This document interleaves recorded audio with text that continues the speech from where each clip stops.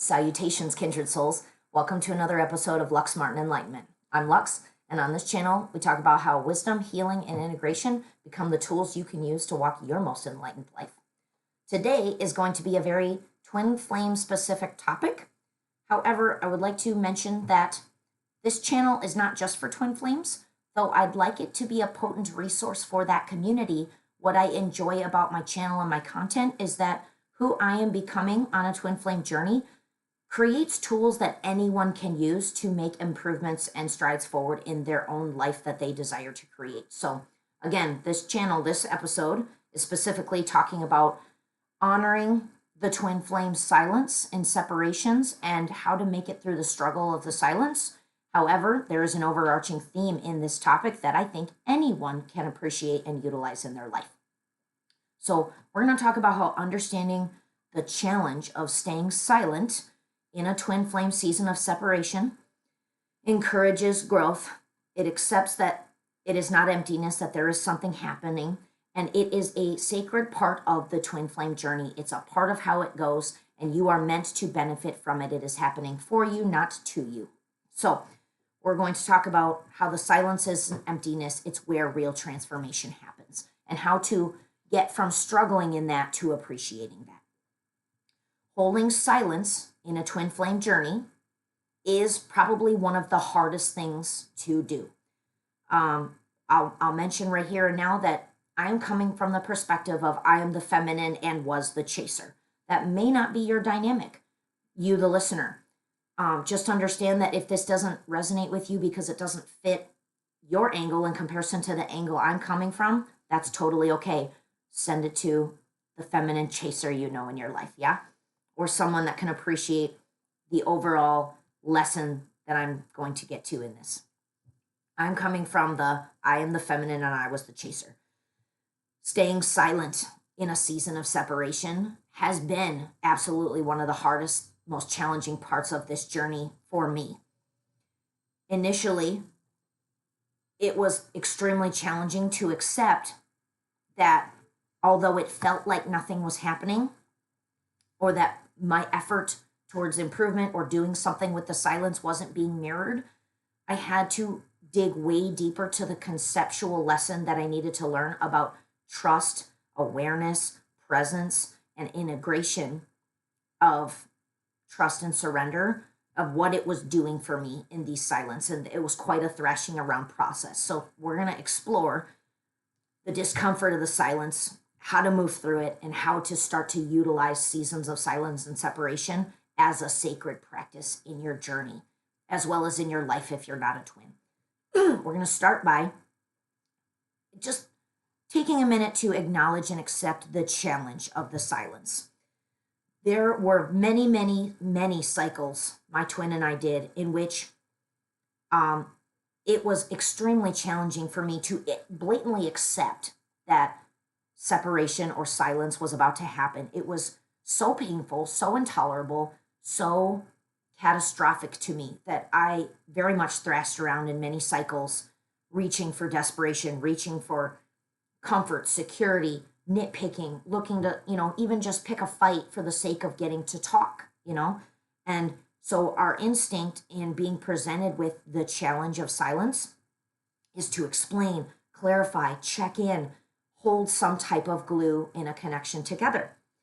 And to be quite honest, there was a layer of that I used practicality as the mask over deep insecurity. I would create conversations or reasons to connect over things that made practical sense, such as, well, how are we going to work this out with kids or finances or living situation? Like, I need to keep connecting with you so that we can keep making practical resolutions in our lives, regardless of whether they're together or separate or not. So my mask of practicality and creating real-time solution that my twin and I could accept and understand was valuable time spent being in communication with each other, was just a way for me to hide deep, deep insecurities that I wasn't addressing or that I wasn't doing for myself.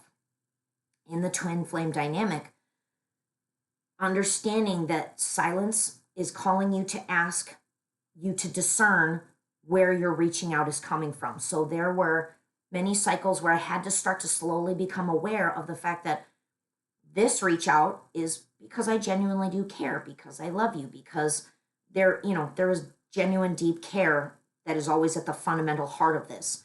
However, I was able to distinguish what was that and what was fear, imbalance, needing reassurance, instability, things that I was being called to address for myself.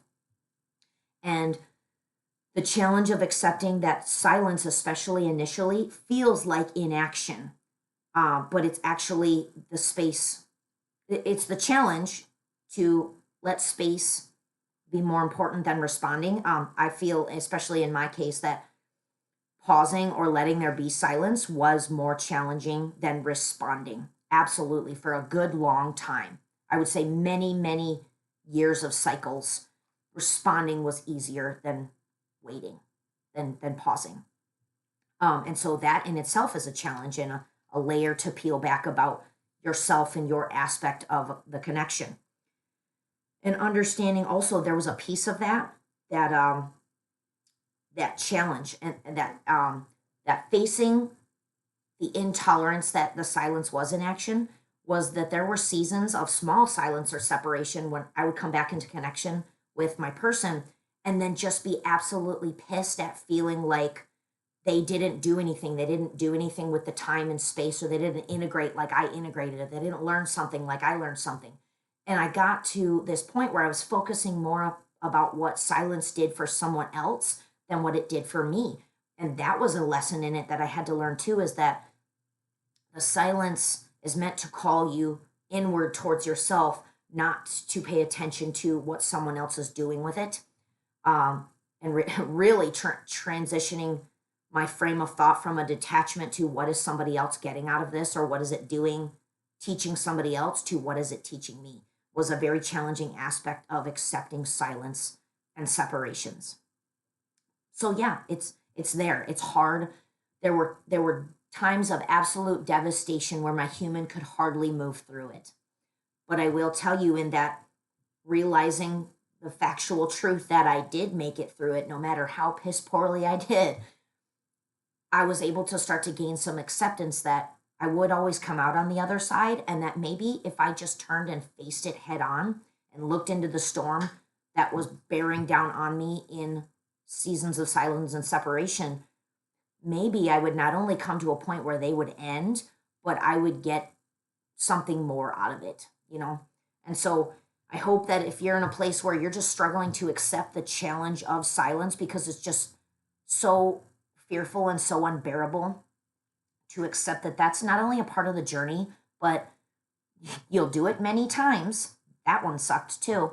But that really the only way to get the point of it is to look it in the eye, to face silence and separation head on as something that you're meant to do for you.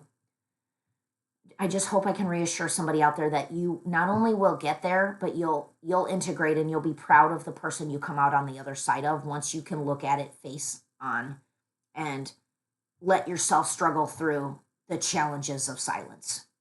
So now we're going to move on to the spiritual layer, the true overarching theme of this, which can apply to anyone regardless of whether you're in a twin flame connection or not, is that the point of silence and separations is to truly embody trust and surrender.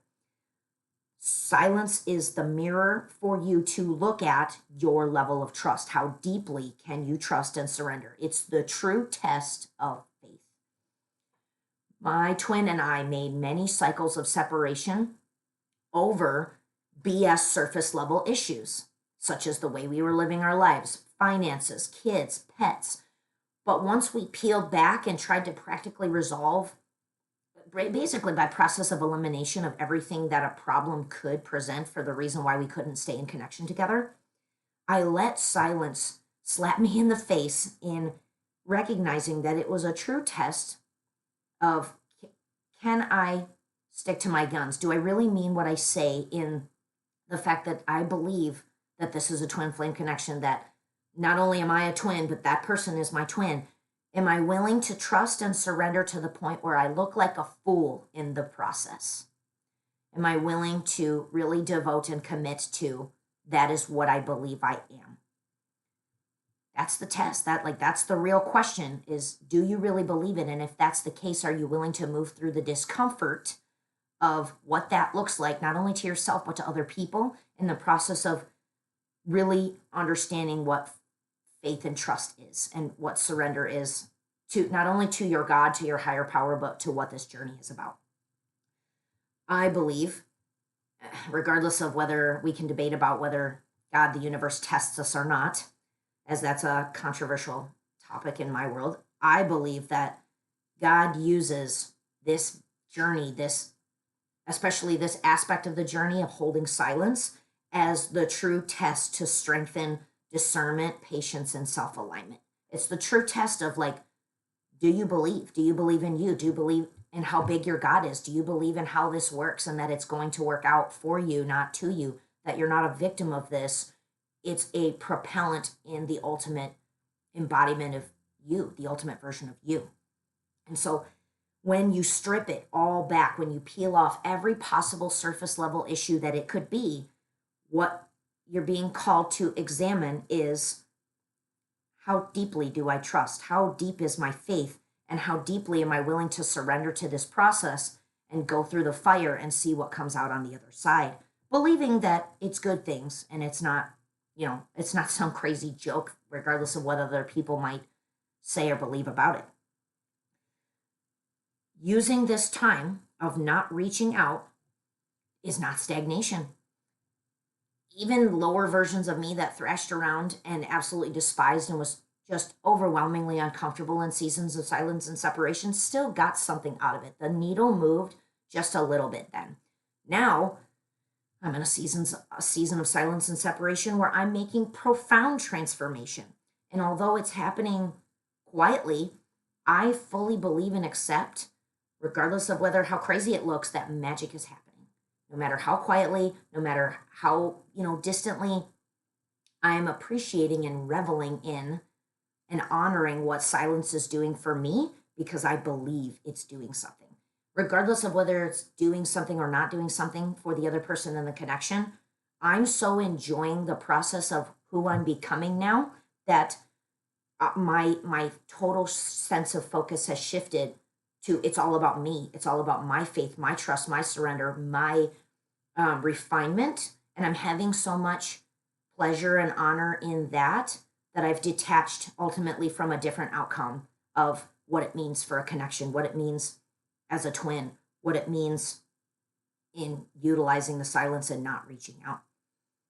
So that's a perfect transition into practical examples of how to move through the struggle of silence and use silence as a tool in your emotional and daily life when you're in a season of silence or separation.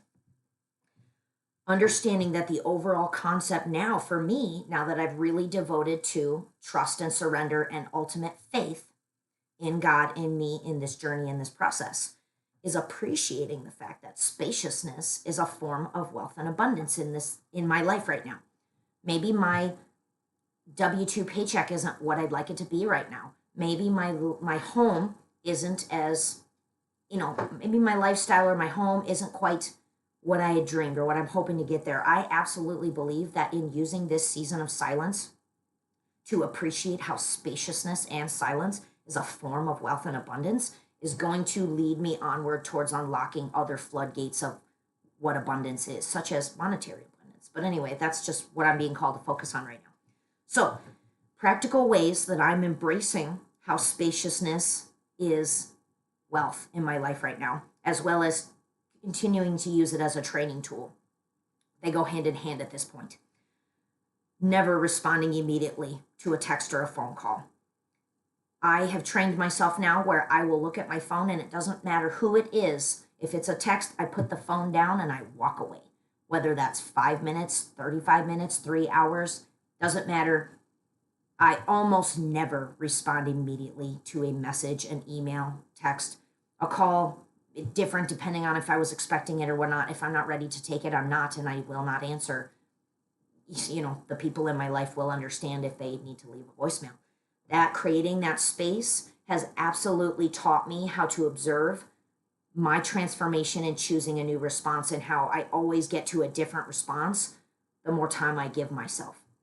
And in which case, I am enjoying the different choices I'm making by creating spaciousness between communications with others. Not just my twin, but others in general, which is why this message can be kind of for everybody.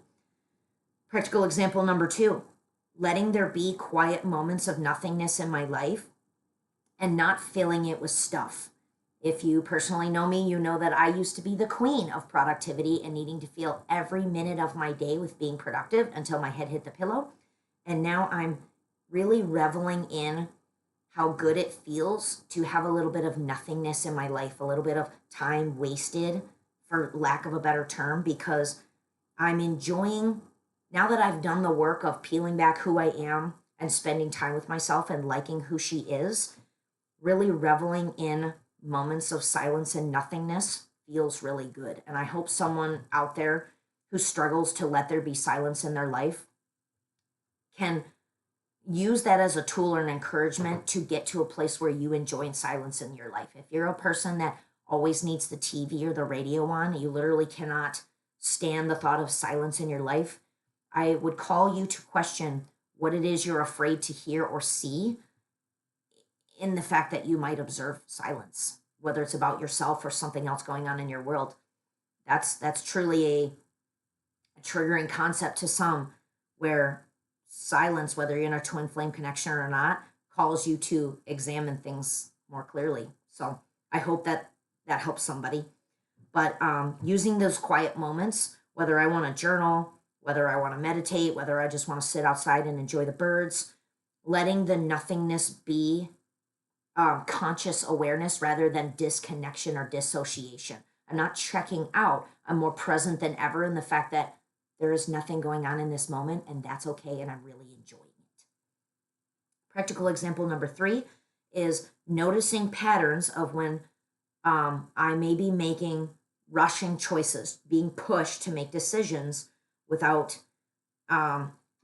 giving myself the time and space to feel like I made the best choice for me. Using the phrases that some people believe are like push-off phrases, like, let me get back to you on that, or I'll make that decision later. They're not push-off phrases. They're not delaying.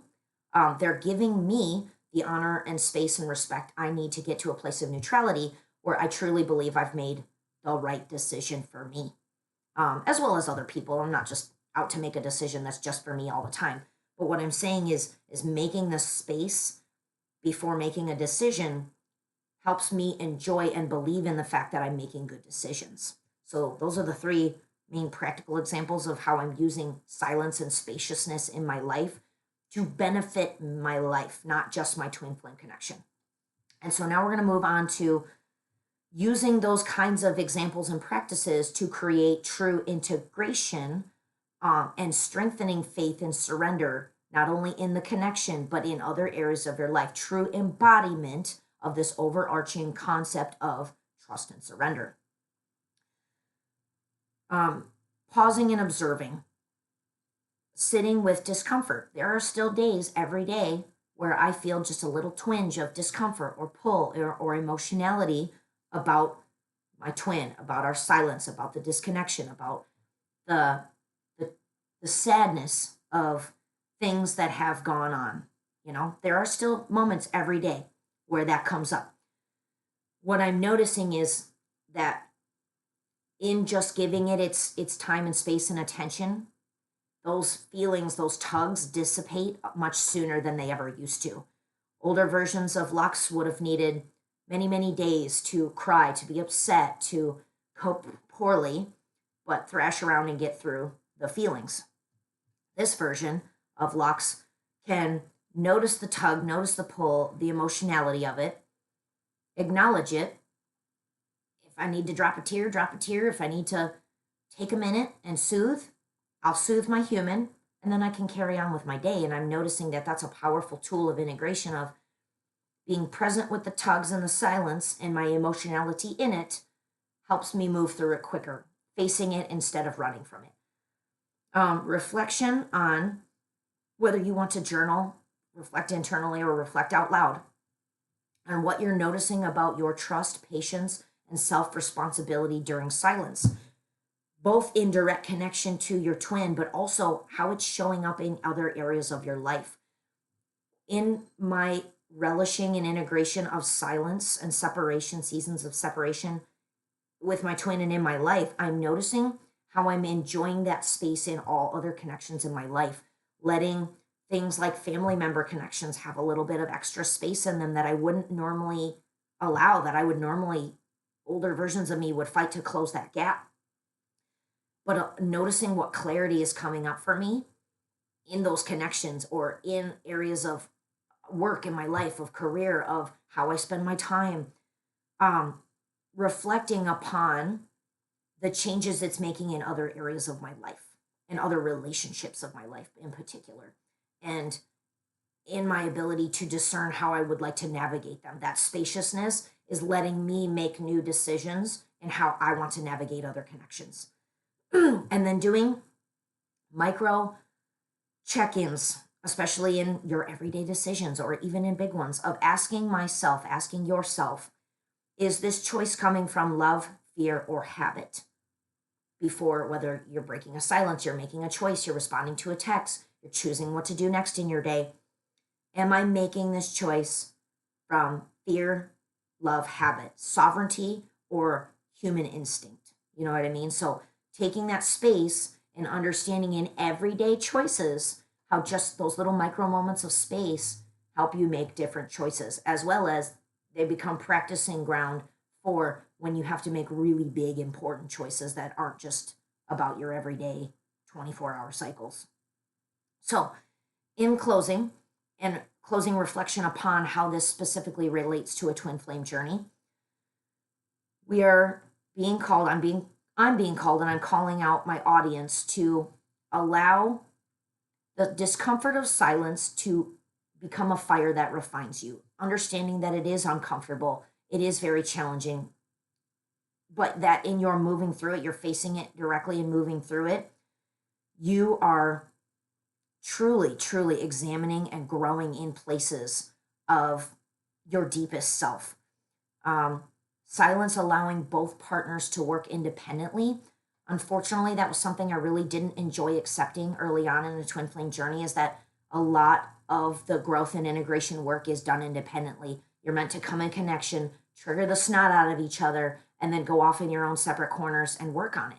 And unfortunately, that's just how it works. That's just a part of the process. And although I do believe wholeheartedly in seasons coming of integration together and oneness and unity, that is not a destination that you can get to quickly and without doing the work. And so accepting that that is part of the process, that the silence and separations are part of the process, and then turning and facing it rather than resisting silence, helps you get really clear on presence and what you need to address for yourself and how you need to be there for yourself. And as well as distinguishing intuition and soul-led decisions from egoic or habitual decisions. Honoring silence respects the flow of twin flame cycles and lessons.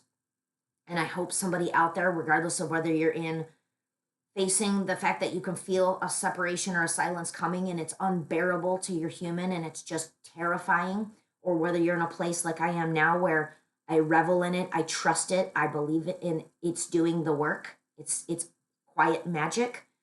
Regardless of what stepping stone you are on in the journey, I believe in yours and mine ability to move through it.